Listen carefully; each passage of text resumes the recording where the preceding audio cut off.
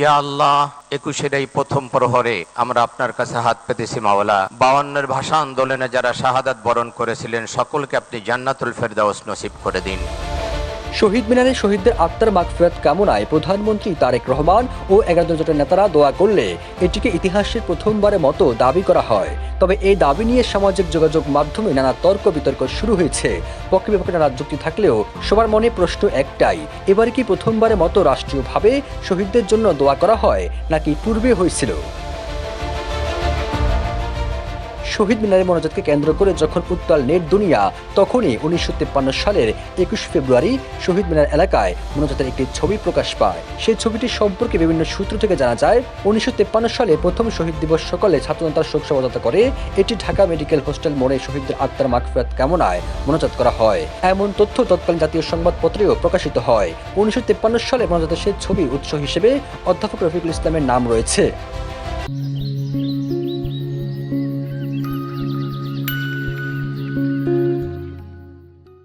এছাড়া 1953 সালের 19 ও 20 ফেব্রুয়ারি ঢাকা বিশ্ববিদ্যালয় রাষ্ট্র ভাষা সংগ্রাম কমিটি রোজা রাখার আহ্বান জানায়। ওই বছর ইত্তেফাকের 23 ফেব্রুয়ারি প্রতিবেদন থেকেও জানা যায়, 20 ফেব্রুয়ারি শুক্রবার ঢাকা বিশ্ববিদ্যালয়ের বিভিন্ন হলে অনেক ছাত্র রোজা রাখেন এবং বীর শহীদদের আত্মার মাগফিরাত কামনায় বিশেষ দোয়া ও মোনাজাত করেন।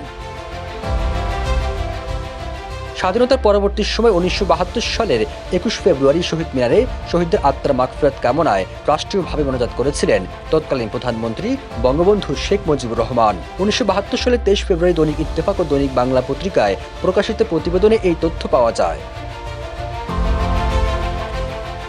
তবে 2026 সালে নতুন সরকার প্রধান ও বিরোধী প্রধান শহীদ মিনারে শহীদদের আত্মার মাগফিরাত কামনায় মোনাজাত করলে মিশ্র প্রতিক্রিয়া তৈরি হয়।